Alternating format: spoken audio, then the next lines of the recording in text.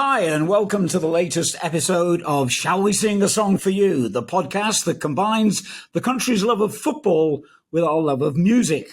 I'm Alan Parry, football commentator, and my co-host is Gareth Ainsworth, football player and manager and lead singer in a rock band, Hello the Cold-Blooded Hearts. So far on Shall We Sing a Song for You, in partnership with Cherry Red Records, we've heard from England legend Stuart Pearce on his passion for punk rock, on his rather odd musical tastes ranging from Buddy Holly through to Oasis.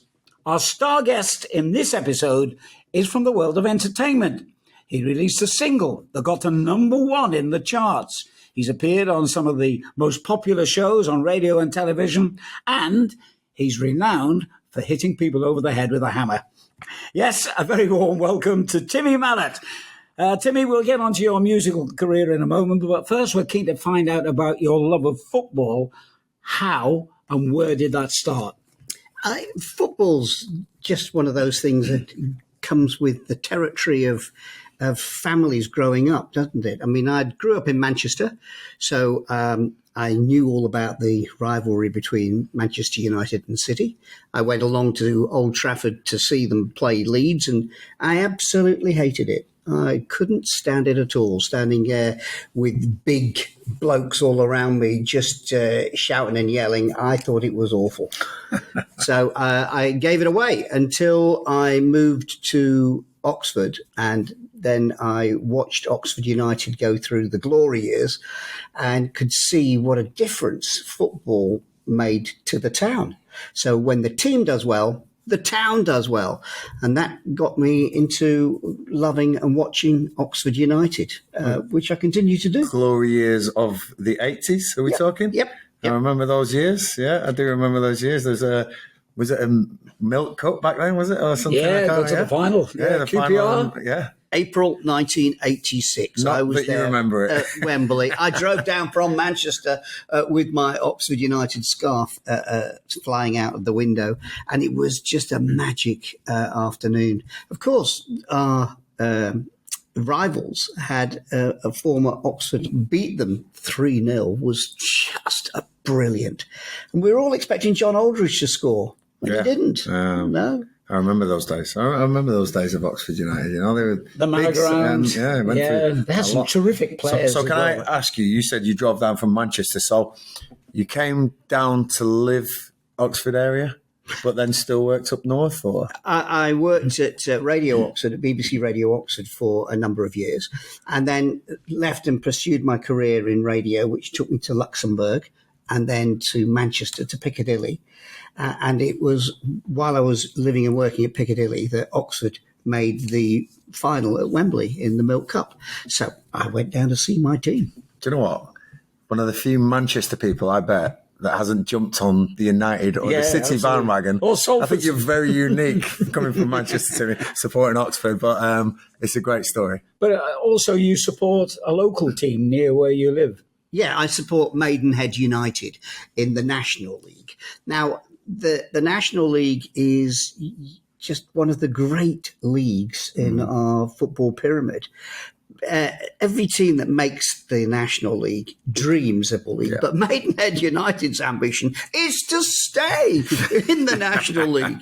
We've had 8 seasons there and playing way above our station. We're one of a couple of sides who are, part-timers. And it's just joyous. I also love the fact that at half-time, the fans change ends. Yeah. And so there's the taunting and teasing of each other during the game. But at half time, when you go past each other, you go, yep, all right, nice to see you. Thanks for coming. Is there a certain protocol? Do they have to walk clockwise so they don't meet on the way? Or no, it's important to meet each other. It's really and have a chat about how your team's doing. Yeah. Going back to those early radio days, I am told, so I'd like you to verify the story if it is true, that there was a certain young man who you took on as a sort of assistant by the name of Chris Evans. Whatever happened to him? He lives around the corner from me. He does. And he's a big Liverpool fan. Is he? Yeah. Is he really? He is. Oh, he might not have been back then, though. So. No, I don't think so. No, So you gave him a break, didn't you? Yeah. He came and answered my phones and opened the mail. And I had a number of people who helped on my show like that, who went on to make careers in media, and I'm proud of them all. Of course. I think it's brilliant. Yeah. Your first big break, correct me if I'm wrong again, in television was TVAM. Wasn't that a great station? TVAM, breakfast telly. This is in the olden days, just when colour came in. 3 channels, yeah? Was that it? Or was it 4 by then? We got 4 in 1982. 2, was it 1 or 2? Yeah, I think so. Yeah. So, but breakfast TV was brand new. Yeah. And it started in February. Those days, TV would come on in the afternoon, and you'd have schools programs, and then you'd have the kids shows, and then you'd have your evening entertainment that everybody watched. So the next day you'd go in and say, "Did you see last night?" And everybody had a shared experience. Yeah. And breakfast TV came in, and people said, "Well, who's going to watch that in the morning?"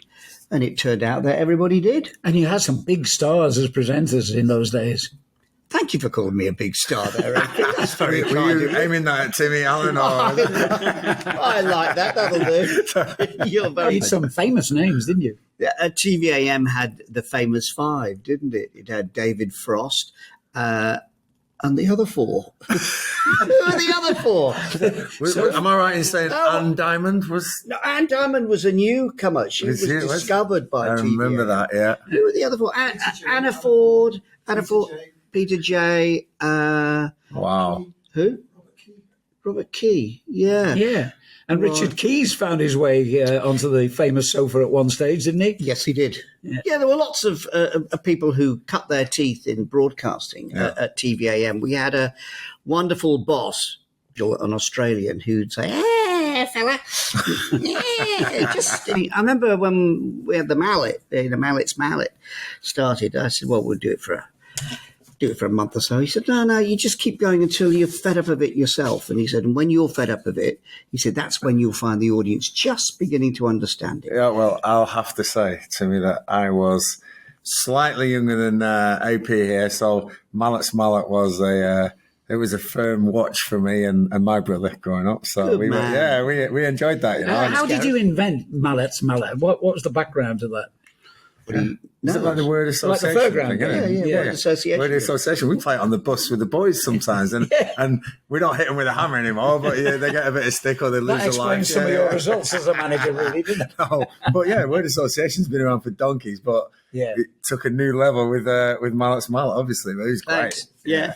So I've been very pleased and very blessed to have had that mallet, and it's been with me ever since. Listen, you could actually see the pressure on some of the faces of these kids where they were like, I don't know what to say next. And there was no time given. It was Mike, and that was it next. It was absolutely brilliant. Is it true that you actually complained to West Ham United once because they introduced a new mascot called Pinky Punky Hammer?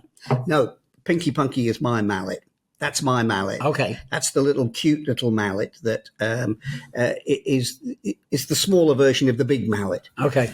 West Ham did a Herbie the Hammer. Herbie the Hammer. But they copied my design. So I said, you're not doing that. It's copyright. And West Ham backed down rightly. Wow.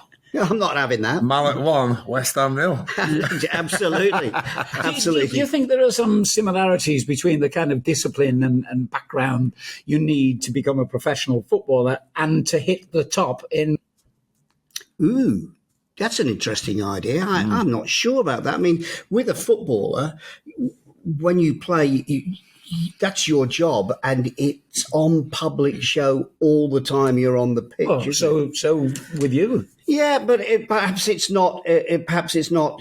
For 90 minutes so intensively. I don't know. But thinking about it, what my recollection is, there's always somebody there to take your place. You've got to be on form. You've got to, as a manager, as a player. There's always somebody there who is ready to take your place. You always feel it. You feel that pressure from below going, yep, they'll get someone else in or someone will take my place on the pitch. I must think that's pretty similar on the celebrity or the presenter or whatever. There's always somebody next coming in. What do you think? It hasn't happened for Ant and Dec, has it? They're still They've going, stood the test of time. They have. Yeah, they have. They're an exception. They are. Are they? They're great at what they do. Yeah, very much so, I think. Anyway, both footballers and stars of radio and TV take a lot of public abuse. What's the worst thing that's ever been said, or the worst thing that's happened to you from a member of the audience or a member of the public that might have seen you in the street? Family podcast. You don't exactly keep a low profile, do you, in terms of the way you dress and your outgoing personality? He's dressed in a very plain outfit tonight, AP. I'd love to describe this. It's brilliant. Sunglasses needed, but it's fantastic to me. Coat of many colours, I think. Look, the important thing is to be nice to people, isn't it? And I wouldn't know. Well, they do say, don't they, that the people who do best in their business and profession, whatever it is, tend to be the ones who get on with folk.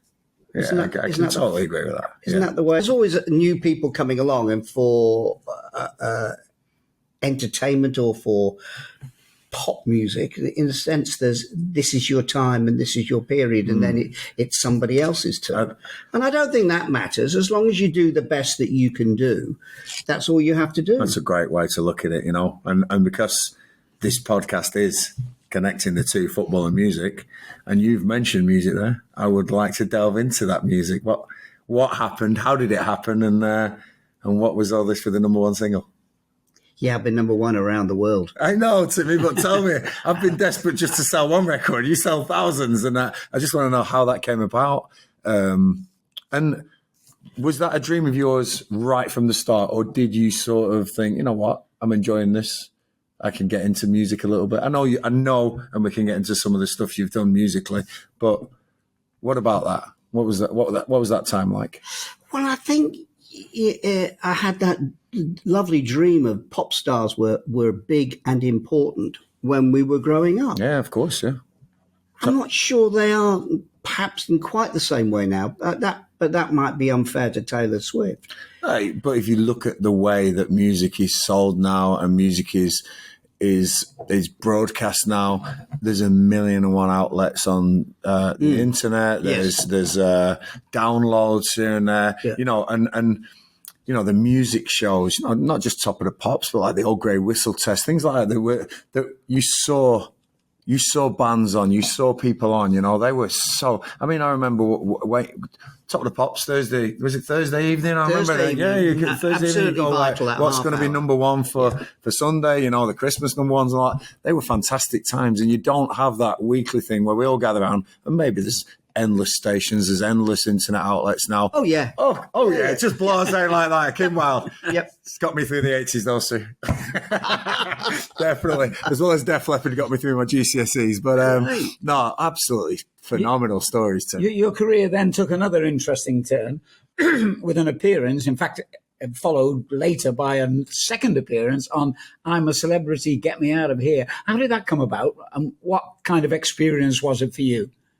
It's one of the great TV shows of the last 20 years, isn't it? I'm a Celebrity, Get Me Out of Here, where you see your heroes humiliated and covered in bugs and made to eat disgusting things, and see how they cope with bits of celebrity stuff with them. And it was a really entertaining, different period with people who you look at, you think, why are they trying quite so hard? One or two were joyous, and some less so. But I'm a real fan of Martina Navratilova. There's a sportswoman who faces everything with passion and determination. And she said, when you face that, if a nuclear bomb was to go off, I'd still hit that tennis ball as hard as I could. She said, I'd still make sure that shot was going to be the best I could make it. And I've always remembered that. I've always loved that determination to, whatever you do, make this moment the very best you can do. How amazing was she, Wow. Brilliant, so that's what I take away from doing I'm a Celebrity, is meeting Martina and hearing that little key phrase. How did you do? Did you stay on for a few votes? I did okay. I think I was beaten in battle by somebody who, swallowed the disgusting stuff, whatever it was. Grub. Whatever it was. I think it was some sort of slimy earthworm or whatever. Wow. And I chewed it down, and he chewed it down a microsecond faster. Oh, and I remember you telling me that was a real kickstart again for your career, and you started getting gigs in pantomime. There must be some amusing stories there. I've done numbers of pantos around the country, and it's a little bit that intensiveness of being with a group of people who you have to perform on stage with each night, and to just hone the gags, cut every word that isn't needed, make sure everything lands and hits exactly right. And the more you do it, the sharper you get. Yeah, I can believe. And it's really interesting to do that. Even the people you work a gag with, how about if we were to try this or this little twist to it? So you're always trying to improve it. Love that. What parts did you play? I played Buttons, Muddles, Jack and Aladdin, lots of them. What parts did you not play? That's what we should say. No worries. I've never been the princess. Oh, great. Well, can I just go to on the music side of things, Timmy? So, growing up, we've been, obviously, Stuart Pearce, we interviewed, big punk rocker, Martin O'Neill, very eclectic, a lot of stuff. Yourself, so growing up, what would have been your musical taste? I don't know, Manchester was home, so are we Manchester scene? Probably a little bit later, but what was the early stuff for you? It would be the Beatles and the Rolling Stones. Was you? Yeah. Were you Stones or Beatles or both? A bit of both, really. Yeah. The Beatles films were just magical. I watched again the other night, Hard Day's Night. Okay. Have you seen it? I have seen it, yeah, but a while ago. Well, watch it again because it's brilliant. It's so well done. And they fed the Beatles little lines because they weren't sure whether they could act.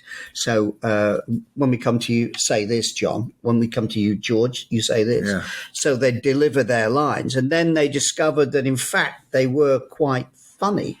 And they could have their own little funny things. Yeah, no, they come across well in those films. Really exceptional. So, What's the second one? Help. Yeah. Then it goes to Magical Miss, which has been panned. But the one I really like is Yellow Submarine.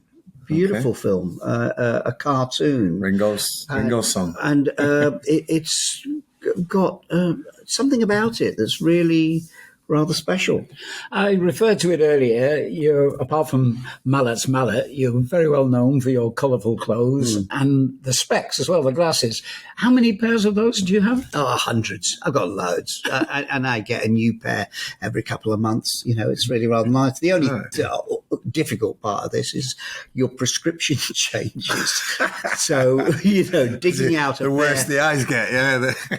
Now, here's a weird thing. I discovered that. Are they getting better? They get better. Oh, my word. Now, I didn't think that was possible. Oh, that's good. Sorry. It's interesting, isn't it? So are the colourful clothes and the colourful glasses the real Timmy, or is that the showbiz Timmy? No, that's me. No, that's me. I've been to Maidenhead United. That's the real Timmy. Believe me, it's always there, and it was brilliant. I mean, we shared watching a game once and had a great chat, but yeah, definitely the real Timmy. I learned lots watching the game with you. I had to play on loan, didn't I? I had to play on loan, But you taught me how to watch him play. You said, watch this player.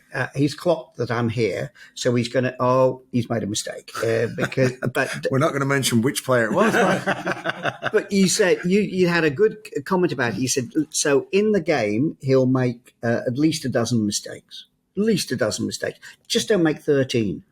You can make a dozen, don't make 13. So keep your mistakes down to the minimum. Is that why you never signed Wayne Rooney? I'm being paraphrased here, I'm telling you. That's what you said. And it was very interesting how you commented on it and where was a good play and who's a good team player, who's a good individual player. Because I'm going, why aren't they scored yet? Said, no, watch the build-up. I think I always watch, when I say to someone, what do you watch as a manager? And I always say I watch the things that go wrong. So like you've mentioned, the mistakes, or if something goes against him, or if the referee makes a bad decision, what's his reaction? Whereas everyone's looking like, why aren't they scoring? Why aren't they doing this?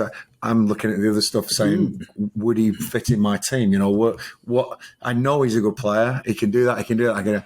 What is it when things go against him? And we do a lot of that, especially we used to on character at Wickham and Shrewsbury now, you know, we do a lot of character work. So, no, it's great that you've remembered that because I like that. Yeah. The other thing I enjoyed reading was The Secret Footballer. And in The Secret Footballer, he talks about the pressure for a footballer on their mental health, which is quite a surprise because we don't assume that footballers have worries that the rest of the world does. We think they're all overpaid and they're out there living the dream, and therefore how can anything go wrong for them? And I think that a lot of footballers see that, and that's how they're perceived, and that's why when people approach footballers, they're a little bit defensive, and then people get the wrong idea about footballers. But it's all this vicious circle of, oh, he thinks he's special. He actually doesn't, but he thinks you think he's special, and it's the big. Honestly, it's such plus the kind of footballers that Timmy's referring to. That's probably 10% of professional footballers. Wow, you know, honestly, the megastars, who don't have to worry about another day in their life. But you're right. It's been documented the mental side for me. The mental side of the game is the biggest one, AP. You know, if you, they're all great players.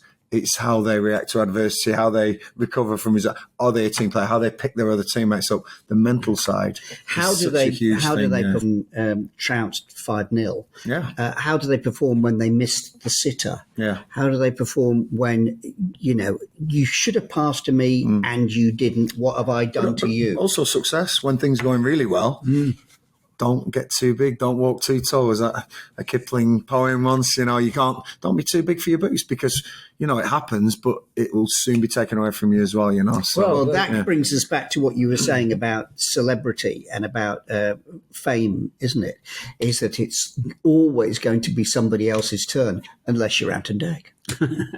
Now, you're a man of many loves, isn't it? Yeah. How did that come about? I've always loved art. My dad was a keen painter, and he would say, use your eyes, trust your eyes. If you're painting a face, you don't paint a nose or eyes. You paint light and shade, and the way light and shade make up what you see.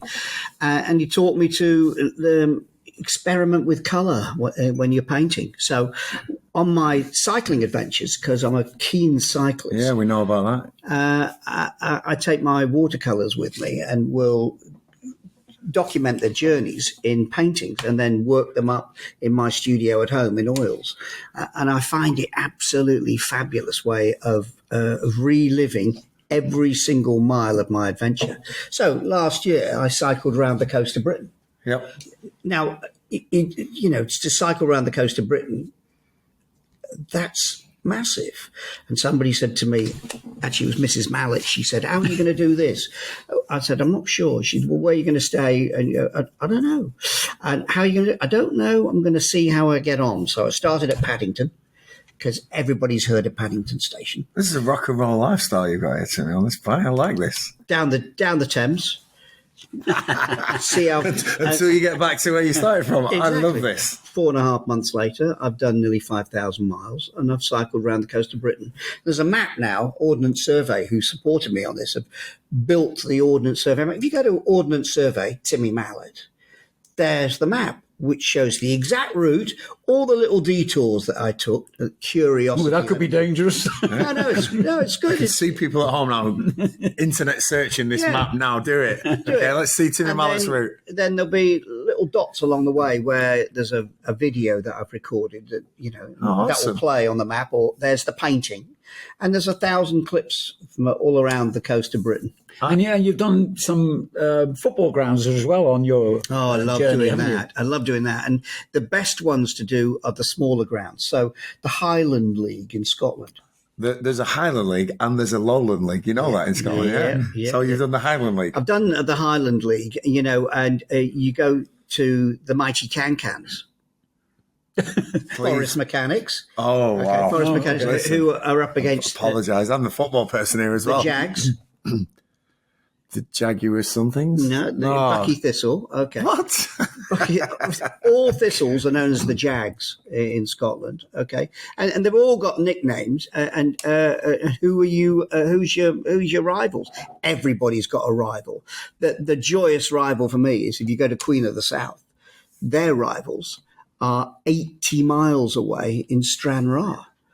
They're from Dumfries, aren't they? That's right, Dumfries and Galloway. Yeah. So, wow. I mean, that's an extraordinary thing. You talk about the Lowland League. Yeah.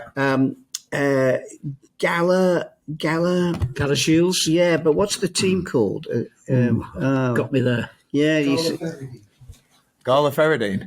Gala Ferry. I mean, anything by Ray Davies is wonderful. Oh, yeah, incredible artist. Yeah. And he influenced so many, you know. Back, we look at Bob Dylan and the folk side.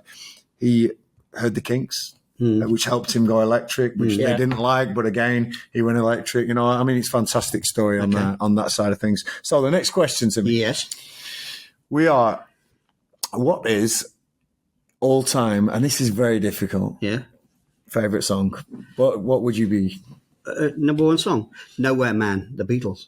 Oh yes. Good choice. It's very good tune. I didn't have to give it a second's thought for that one. Many people do because they feel like they're letting down the other songs, you know? No. Nowhere Man. Nowhere Man. It's a wonderful song. It's slightly enigmatic and it's got beautiful chorus to it. And it's, you know, you're struggling to make sense of what you do and what is your dream. And you're chasing all these different things that you're trying to do. Just stick at it. Go for it. I mean, they wrote some incredible songs. All the Lonely People, Paperback Writer. The messages in their songs, they were about people that they seen, and like you say, Noah. I mean, brilliant song. Thank you. Yeah. Last question then, and we're gonna ask you, what is the best live performance you've ever been to? Ever been to or ever done? Oh, we've not had this one before. I'm sorry. I'm sure a TV musician, cycle, painter, everything. Okay. You can have your best performance, and then I need to know what's the best performance you've ever seen as well. Your best performance then? Best performance? Okay, it's the Diamond Awards in Antwerp in 1990, and my song is going number one in Britain and then around Europe and around the world. So it takes best part of 12 months going all the way around the world and top the charts in every country you can spell, Gareth. And I'm going to the Diamond Awards, which are a big gathering of everybody who is everybody. And there's an enormous crowd there. And Duran Duran played, Kylie's played. Yep. And then it's our turn, and up we get, and there's screaming fans, and right in front of me, these girls are fainting. What a moment. Oh my goodness me, I am in heaven. One night, Timmy Mallet is a Beatle. He's one of the Beatles. And I come off stage just loving it, high as anything. And Holly Johnson from Frankie Goes to Hollywood says, "Don't get too big with yourself there, Timmy. They're fainting because it's hot and sticky out. Nothing to do with you, Bring matey. you back down to earth. Hold on, Holly. Oh, that's awesome. Final opportunity to plug your next big break. No, I need to, the second part of the question. Oh, I'm sorry. Best performance you've been to. So you've gone to see another band, another artist, and you came away going, wow. I got the chance to go to Live Aid. Oh my word! This interview just gets better and better. By the way, tell me I got the ticket and everything, and it's another rock and roll gig. Wow! I'll watch it on the telly. I'll do something else. I know. I'll go shopping that morning, and maybe I'll do a bit of gardening or something. I'll do something else. But we'll have I'll turn on the telly at midday, and there's Status Quo rocking all over the world. Perhaps I'm in the wrong place. Perhaps I should have gone to that. I should have gone. So no, I didn't go to Live Aid. You didn't go. I didn't go. Instead, I went the next Queen gig at Wembley. You know, when they did All We Hear Is Radio Gaga, and the whole crowd goes nuts. And the way you conducted that crowd. Well, you see it in the film, don't you, Bohemian Rhapsody, yeah. And it's brilliantly done. But watching it on the screen that day, you knew this is something special. And then he did it again, with at Wembley, and I was right next to the stage and saw it and saw the way he controlled the audience. And he had to work at it. Oh, absolutely. It didn't just happen. He had to think it through. So back to that market, the world's going to end. Hit that tennis ball as hard as you can and win the point. Oh. And Freddie Mercury, make sure if this is the last gig you ever do, that is the finest, best performance you could ever do. Absolutely and phenomenal. It was. I mean, Queen, I never saw them live. I would have loved to, but I did. I know, you just told me. Gareth, this kills me. This I'm not sure this podcast is good for me anymore. People are coming out with bands I wish I'd have seen, and I'm 80s onwards. So some of the I'll tell you what you can do. You can come to the daytime rave I'm doing on Saturday. Yeah, tell us about this now. So we spoke to Timmy earlier. Was the concept, because I'm a 90s teenager and. Right. I went into the proper raves, so I need to know what a daytime rave is about. Well, entertainment is always constantly evolving. And so you'll remember your raves you went to in the 90s. Mm-hmm.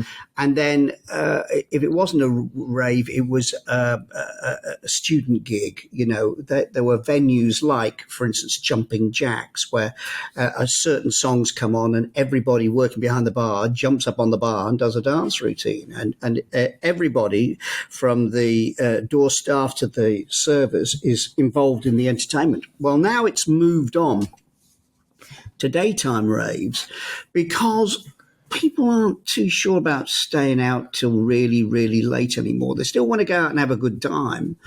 But, you have your daytime festivals. Yeah. And if you go to a daytime festival, make sure you're on about 5 or 6 in the evening, which is what I do. Yeah. And when people are at their It's the peak, isn't it? Yeah. Yeah. And, as soon as it starts to go a wee bit chilly, I'd love to stay till the end, but it's getting a bit late now. I'll beat the traffic. So they've come up with this idea of a daytime rave, which is doors open at 4, I'm on at 7, and then it's all over by 9, and then they're home with cocoa and slippers, and we'll do it again next week. And I tell you what, I love the fact that everything's evolving, and I'm absolutely delighted to be asked to turn up and do Itsy Bitsy, Mallett's Mallet, and entertain with my show that resonates with people, and that I find myself really, really lucky, and I think I'm blessed here.